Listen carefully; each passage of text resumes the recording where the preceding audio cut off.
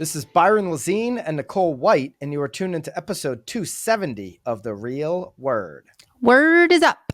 All right, Nicole, racket number one, nowbam.com. We'll link it below as we always do. What are the odds? Winning the lottery versus home ownership. I guess this is a real debate. It's a real debate.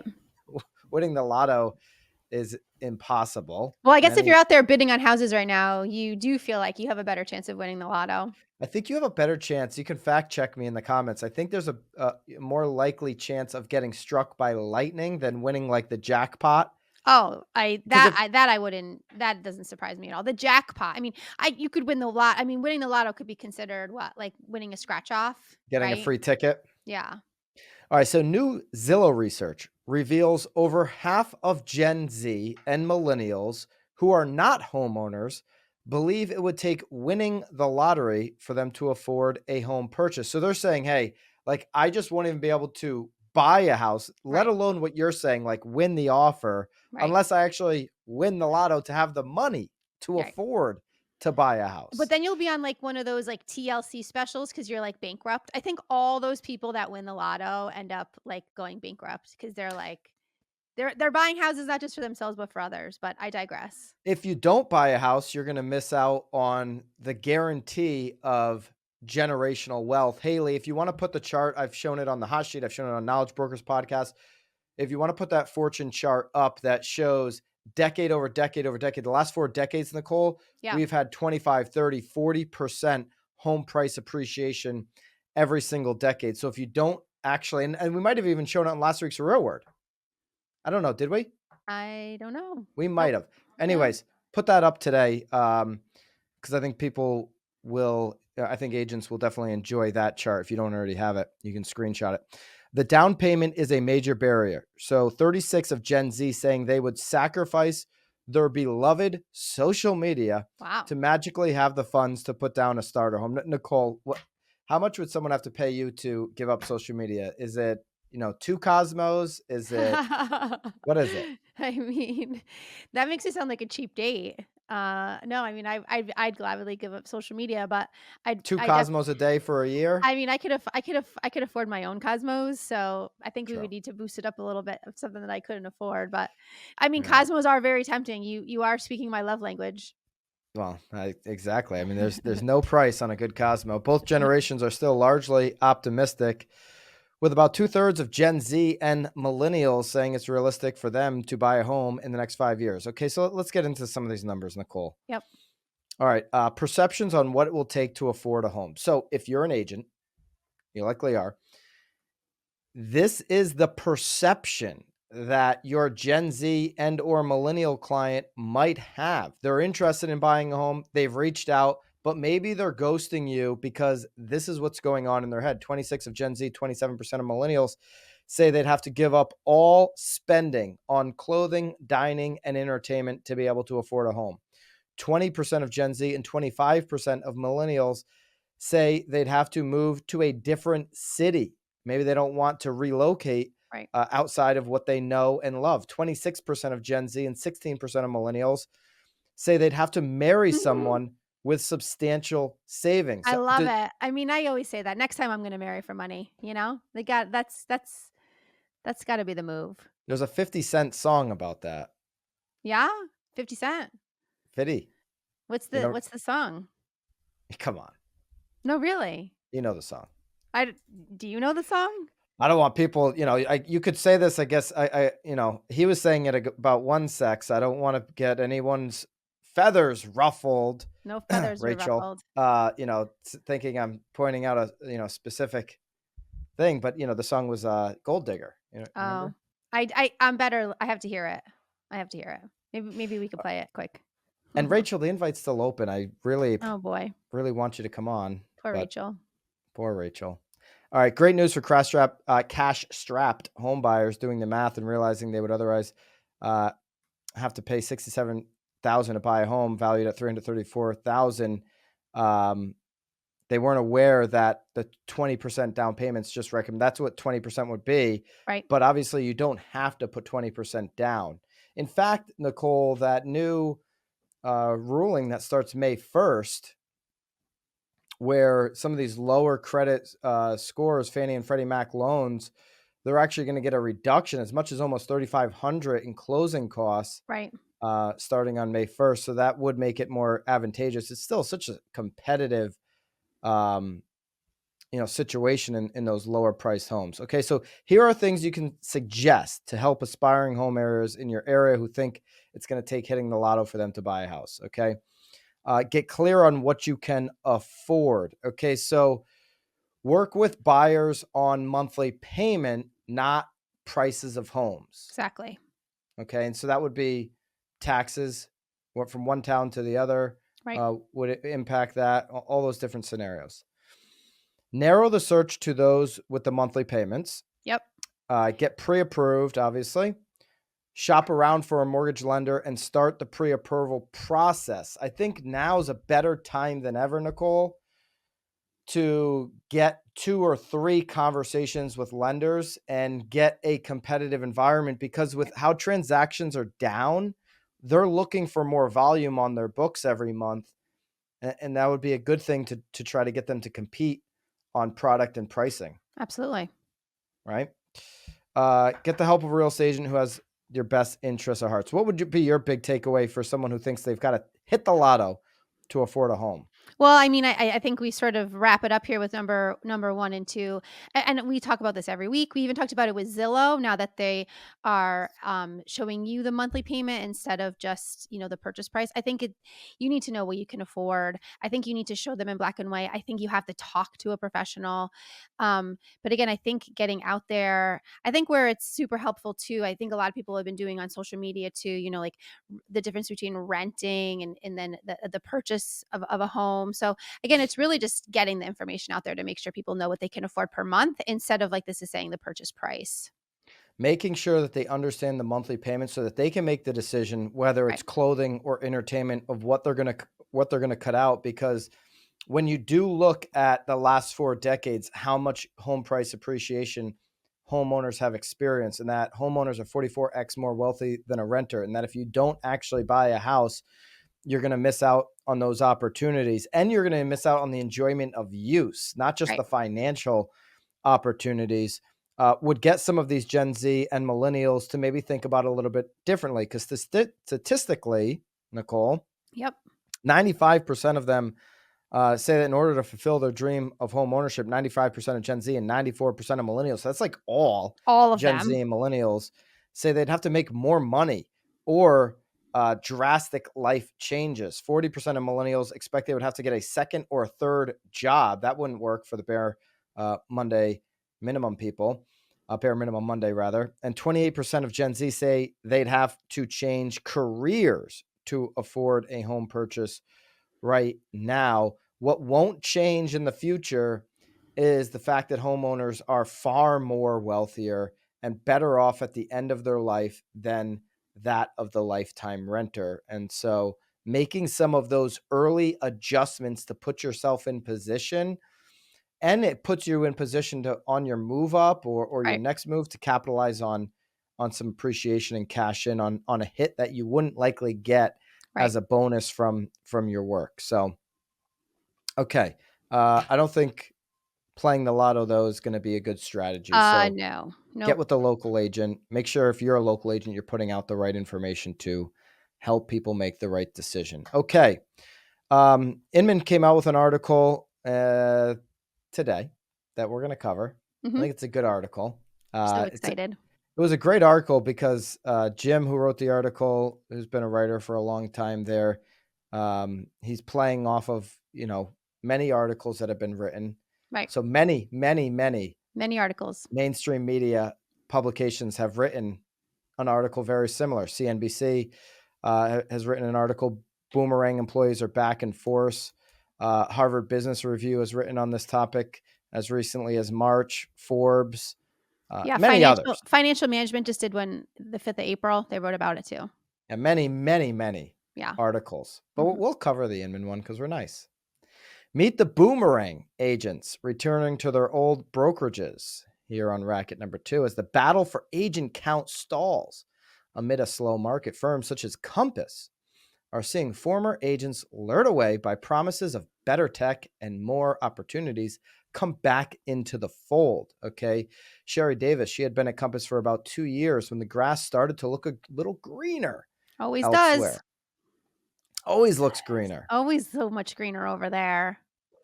A longtime industry vet who spent years working in title escrow told Inman she was recruited late last year by a Coldwell Banker franchise. You know what the thing about the grass being green at Coldwell?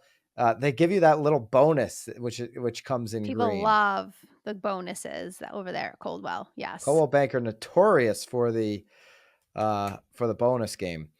They promised me the world when it came to technology and service. She didn't mention the bonus. As soon as I discovered that Well, their it does say tools, that she stayed for 2 years, so I think she needed to in order to not have to pay okay, that bonus back. there you go. As soon as I discovered their tools were terrible, so Sherry Davis really Hated it. not happy with the Coldwell Banker tools. Now I don't know about that, about them being terrible. A lot of I these haven't been tools. at Coldwell Banker in, gosh, Listen, maybe 8 years. I don't know any of the tools now. if you're going over for tools, there's teams across the country that have, put together a great tech stack to work for their market. But a lot of these brokerages, let's face it, the tools are often similar. But anyways, I had a lot of leads coming in. I just felt like I couldn't take care of my clients. It was terrible. Huh. Hmm. All right. So let's look at some of these charts here. Haley will put up some charts. So you've got the Compass agent count. Compass agent count throughout the year of 2022 actually went up. I mean, it was, they were growing much faster in years prior, but they've seen its headcount tick up a little bit over the last 3 quarters. So they're not experiencing some mass exodus with all Right. the other things that are going on at Compass. So they did manage to recruit and maintain agents at rates that have outpaced the broader industry. Okay, so you've got to give Compass a huge amount of credit there, because not only has it been competitive with the agents who are left, because agents are leaving the industry, but they've been able to maintain. So you just got to give them credit there. EXP agent count. All right. So company founder Glenn Sanford, he has suggested in the past that the company may eventually have hundreds of thousands of agents, and more than hundreds of thousands of agents than other companies, okay, than it does today. But the trend in recent quarters doesn't suggest that will happen anytime soon over at EXP. You can put that chart up.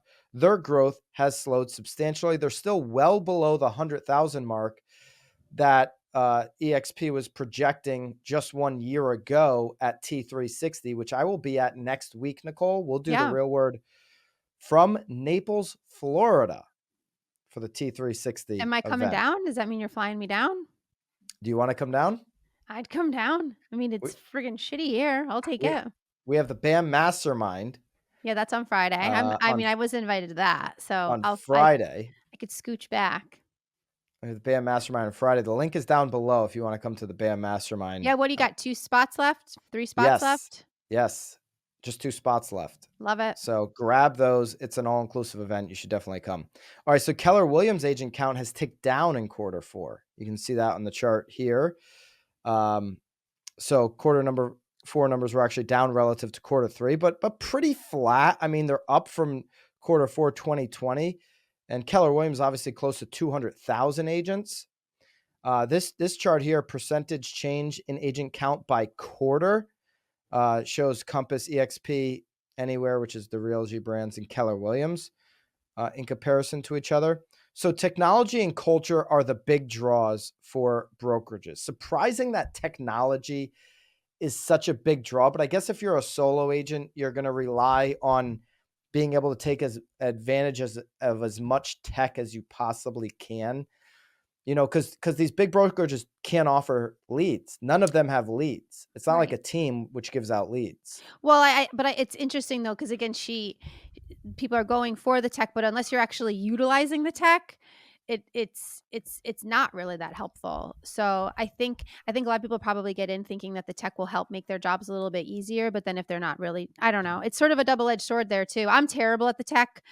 I mean, I am awful at it, where I don't know that would necessarily get me to move, but I think if they enticed me enough to make it sound like my job was gonna be easier, it may be an initial move, and then if I'm not utilizing it, it's sort of trash. But no, I agree with you. I think, but again, leads are an interesting, well, I mean, we can have a leads conversation any other day, but anyway. Yeah, I mean, we'll get into the reasons why here. Yeah. Let's go back to some of these boomerang examples. Keller Williams rival EXP has seen agents boomerang back. You've seen that a bunch of different ways. I know that there's been very big real team that went from uh, Keller Williams to real back to Keller Williams. You've seen a lot of people go to EXP and go back to their brokerage. So EXP and real had exponential growth over the last couple of years. That has cooled off considerably. That as they continue to still recruit in new talent, both of those brokerages, but some people get in there and they feel like, whoa, just not what I expected. The whole rev share thing wasn't for me. They go back to what they know. There's a lot of different reasons why you would not go into a rev share model. Do you have the right brokerage partner to help support your business? What are the things? Culture is a big one here, they're saying, right? So Yeah. culture is a big reason why people are going to move. Remax told Inman that annually since 2018, an average of 10% of the agents who joined the company have previously worked at the firm. So 1 out of 10 agents that join Remax have already been there before. They know about the brand. They know that they support an entrepreneurial Right, for vision. sure. And you may go somewhere else and be like, wow, I really had it good when I was at Remax. And so, they're saying this about Compass. You could probably, it doesn't mention Sotheby's in the article here, but you could probably see that. Some of the comments, Nicole, in fairness, are new words when reporting about Compass. Glad to see some media turning the corner. So, Mm, Compass has been holding strong in their agent retention and recruiting. Another one saying they're surprised that Compass is being written about in a positive light. mhm. I'm surprised Uh, you're talking about it in a positive light. I feel well, I like mean, the chart is don't what it is. lie, for sure. Numbers don't lie. Okay, so Russ Cafano, who is the CEO of Calabra and former president of EXP, that historically you leave and you do not come back to the same brokerage. Okay. That's because agents in the past typically left a couple due to some type of issue, be it technology, the people, or something else. And those things typically don't change. But more recently, he continued, agents have been willing to swap brokerages not because there is something wrong. Okay, so people are on the move right now in 2023, and I want to get your take on this, Nicole. I've got a Mhm. take on it. Not because something is wrong with the brokerage, but simply because the grass seems greener elsewhere. They have FOMO or fear of missing out. They didn't have a rift with the previous manager or company. They didn't fundamentally dislike what was going on, and that's just looking for more. They want more in this environment. Your take on that? I don't it's interesting because I don't know that I would say FOMO, fear of missing out, but I do definitely think that a lot of people think the grass is always greener. They've worked this hard, now they deserve people to, like, bow to them and give them these crazy splits and all this Coldwell Banker money and pay for some of their advertising. And so I think a lot of people feel as though they deserve more. They deserve people to start, like, begging for them to come. And obviously people are going to throw them the world, but can they actually follow through with it? So I do think that it's always about more. Everyone's always looking for more. Instead of just I mean, there's if your business is doing well, I mean, like, what do they always say? The grass is greener where you water it. So at the end of the day, I mean, I think it's really where you're watering it. It's where you're believing in. But yes, I think yes, they're leaving because they want more. They want more because the market is significantly harder right now in 2023. And a lot of agents are looking for an easy out to make the same kind of money that Yeah, they did in 2021, 2022, when the answer is going to be more follow up. When the answer, like Gary Keller said, it's going to be doing more. The playbook in 2023 is about harder work, not an easy out. And right. so they're listening to some empty promise and they're making a switch. I've only in 11 years whatever it is, 11 or 12 years, I've only ever worked at 2 brokerages. And I got to tell you, it Me would too. be, and the only reason I left the first one is because I had a partnership that was dissolving. Right. Okay. And we were starting a new partnership. Is really the only one. I didn't have an issue with the brokerage. There was no issue with the I brokerage. went back. I was at the brokerage that we're at now, went to Coldwell, and then went back. I was a boomerang. I went back. You were I the boomerang. I was the boomerang. I liked it. I liked And it better over there. and I got to tell you, I don't ever think about switching brokerages. I think you get the right partnership and you work on the partnership. It's like getting into a marriage. Okay. For You sure. don't look for, a girlfriend once you're married. You look to improve on the marriage. You look to make it better. Yeah. You look to keep it interesting, and you're in it for a long-term commitment. These agents that bounce around typically have no business, meaning they have no business being at any of these brokerages, but they also have no business personally. They just are, you don't see top agents bouncing around. You see them at a brand for decades, for a Right. long time, or And they most people that say that they're gonna leave that, they would say, "I'd only leave if I started my own brokerage." that's So it's right. yeah, they're not they're That's the not next. going to another brokerage. Yeah. Nicole, you and I have numbers with our team. Our team has numbers that is brokerage level numbers in our marketplace. Okay. It was over 700 sales in 2022. You see some people going out there and start brokerages with like 30 transactions. I know. It's embarrassing. And people ask us like, why wouldn't you go and start a brokerage? Even with that amount of transactions, there is, value in sticking with what we know works for the business. And Right. so, a lot of agents right now that are looking for the easy out are going to be surprised with what they get at the new place. You have a honeymoon experience of a couple those couple months go by, and once you stop cashing checks from your old brokerage, it can be a surprise. You see this boomerang effect on teams too, because agents leave, are used to having a certain amount of leads and And deals support. pumped into their database, Right. support, a specific culture. And when that gets stripped away and they're on their own, they realize how difficult it can be in this market. Right. Certainly right now to do that is, a huge, huge leap of faith. So not surprised by the boomerang effect. I never believed that, some of these new models were going to come in and destroy legacy models like a Keller Williams, certainly in the Northeast, like our brokerage, William Riva, shout out to them. Next year will be 50 years. Some of these, Remax just celebrated their 50 years. Some of these brokerages have been around decade over decade over decade. They know how to invest, they know how to protect their agents, and they know what their agents need in these downturns. And you will see agents stick with what got them here or go back to it. And you're seeing it even with Compass, and so giving credit to them. um, the culture is a big thing, and people like the culture at a place like Compass. Despite all the money that they spent to build that culture, agents enjoy the experience, it seems. And so that's why they're having some retention there. Nicole, as we've Yes. done the last few weeks, I think we'll continue to do on You love the it. on the podcast. Let us know in the comments if you've enjoyed this. I want to react to a clip here in racket number 3 from yesterday's Over Ask podcast. Go check out the podcast if you missed it. It's with Monica Church. She has 1.5 million YouTube subscriptions. She built the YouTube channel first, then got her real estate license, and has now been closing deals left and right based off of her lead flow that she's generated for herself.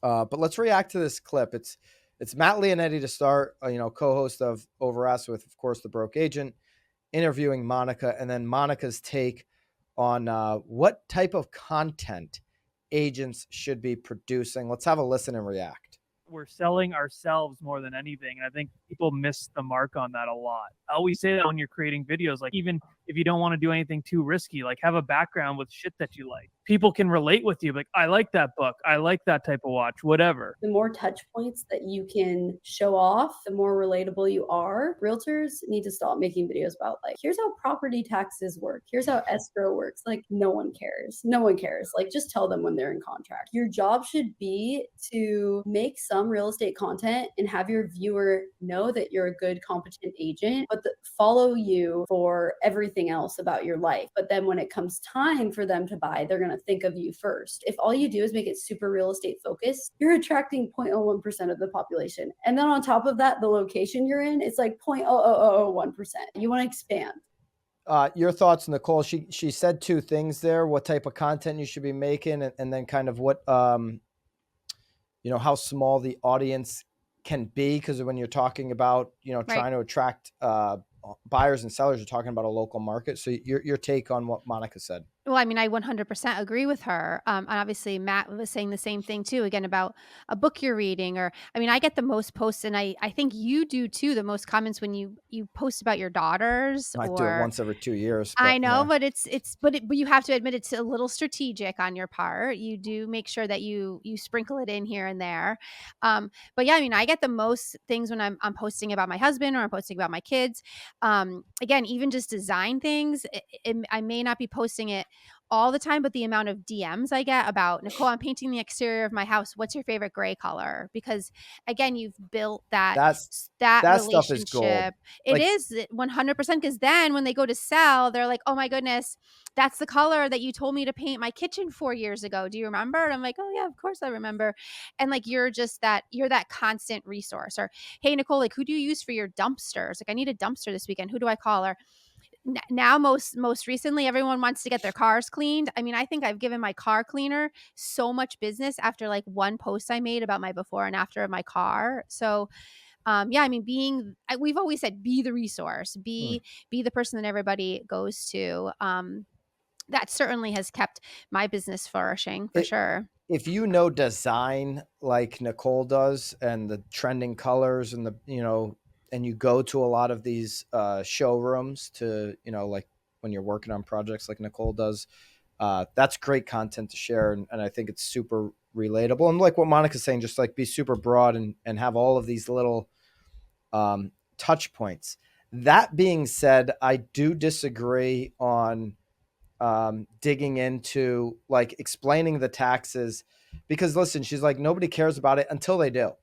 Once a year, people do look up, if they're a homeowner, something about their property taxes, having a great blog, having a great video on how to explain the mill rates and the taxes in your town. That was probably the wrong example, but I do think that there are some videos that people make that are very real estate related, that are more just for in the moment. But I think assessments and taxes are always important things to talk about. Yeah. Again, especially during reval years, which we're having over here. There's a lot of homeowners that are following that, and they want to know what's going to happen, whether they're buying or selling. So that's very relevant content. And I do tend to lean more towards, for most agents, okay, for the average agent, I tend to lean more towards Tom Story, BAM Creator, his style of content creation, which is that 1-for-1 content, meaning you're creating content specifically seen for one person.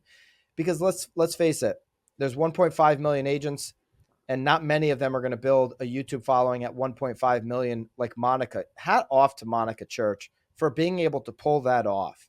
Sure. Hat off to Ryan Surihan for the brand he's built off of having the exposure at Bravo. And he shows a very fun lifestyle as being a real estate agent, and all the things that he shows, and others, right, that have been able to build these incredible followings that have everyday consumers that aren't even in their market, that elevate their brand to such a level that creates leads on their internal market. For the other 99% of you that's never going to happen for, I would be the reporter of my local town. I would dig in and be that voice for the town, because I guarantee your local newspaper is a complete rag. I guarantee that the local news station in your market is hot garbage, and that you could do that better, and that you could gain a following on reporting the information and the happenings of the things that people that live there are just interested in doing. I think Ken Pozak in Orlando and what he's done, and he's built a very Orlando-based, following on his YouTube channel, but we're talking about 36 million subscribers on his YouTube channel. Hit the link down below for the BAM Mastermind if you want Ken to build your YouTube channel for you. We'll be doing that on May 5th. But that, to me, because he's an Orlando agent and he sells over 200 million a year with him and his team, those 36 million, we'll see how Monica's business plays out, might be more valuable when it comes to real estate sales. I'm not talking about the sponsorships that Monica does and the money she's making from that kind of stuff. I'm just talking about closings.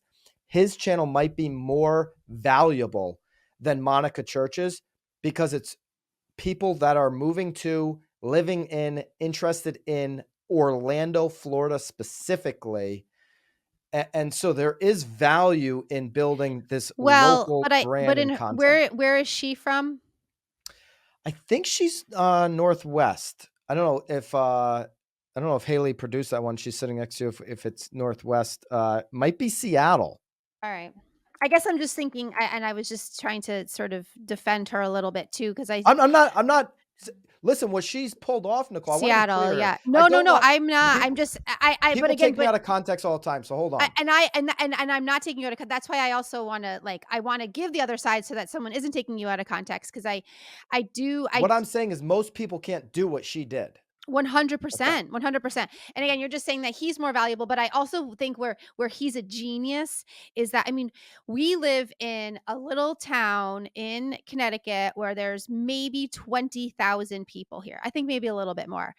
And I guarantee you, and I'm definitely exaggerating here, but I bet I feel like for every 2 people I talk to, one is either moving to Naples or vacationing in Naples or wants to buy a second home in Naples. So this would be the time for the Naples agents to strike, So I think obviously he's seeing a migration where he is too. There's a big pull down to Florida. So Huge. so he's really maximizing that migration too, which is, again, genius. Because again, I bet a lot of his clients are not local. So he's teaching them about the local market. He's teaching them about what to do in Orlando. He's showing them where to go. So it's really more for the people that are moving in and not so much for the people that are living there too. So, no, I think having 1 million using that followers example because I've really dropped the ball on branding.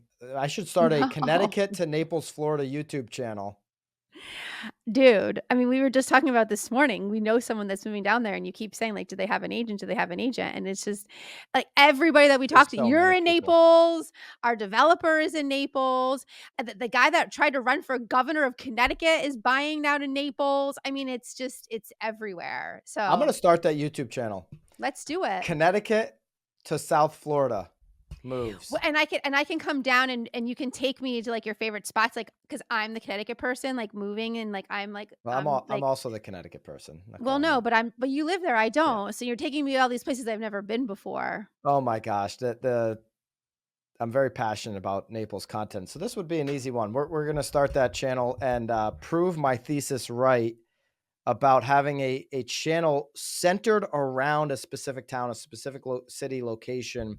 Especially if you're in a location that everyone is wanting to go to. On YouTube is probably the most valuable thing you can do as an agent. And we have a whole mastermind around that. So hit the link down below on Cinco de Mayo. Maybe Nicole will be in Naples that week. That's next week. This is the last call for that. And I want to shout out to Monica Church. Thanks for coming on a BAM podcast. Number one, sharing your expertise. I think it's incredible what you've pulled off. I don't think it's realistic for the majority of people who create content in real estate to try to pull off 1.5 million subs. But I think 10,000. But all you really need in your market though is how many deals you want to do in a year? 50? All you need to do is hit 50 people. I need to fact check myself here on people. Ken Pozak. I think I said 30 million subs on he's 30,000, 36,000 compared to the 1.5 million. Because I think I said 30 million. I meant 30,000. You did say 30 million. Okay, no, 35,000, 36,000 compared to the 1.5 million. Okay, so I got to fact check myself there. So I'm talking about 36,000 people that are, so sorry about that, Yes. that are living in, passionate about Orlando. And to me, those tens of thousands can be more valuable than the 1.5 million that are spread across when you're just talking about a real estate business. And again, obviously Monica's getting Well, we sponsorship. tell our agents that all the off of- time, you Yeah. know, I mean, obviously you want to go viral, but I don't know that our agents need to go viral. Like all you need to do is hit that homeowner that wants to sell or hit that buyer that's looking to buy. I preferably just want to be a content machine for BAM day after Right. day, right? And Of get in front of course. agents. But yeah, it's nice when you do have a viral pop off. Yeah. But having a viral, as an agent in a 20,000 person small town, having a viral video is a fun story, but not Super fun necessarily a story. lead machine. And you get to maybe meet like an agent from San Diego that you wouldn't have met because like they enjoyed your video. And like, again, now you have some referral base, but again, back to what you're saying is keeping it hyper local is certainly going to be a lot more, what was the word you used? It's just going to be more valuable. Valuable. You know, Yes. you're going to be able to really build on that SEO and that searchability around the town that you serve over and over again. Check out the Monica Church podcast. So I think you'll take a lot from that on Over Ask podcast from yesterday. We can link that down below as well. And we'll see you next week. I'll be at T360 down here in Naples, so I'll have hopefully a lot to share off of the beginning. Maybe I'll be getting some sun while you're there. Maybe. You just never know. We do have Never know. we do have a hotel over there that I won't be staying at, so maybe. Maybe. All right. See you next week. Keep it real, guys. See you guys.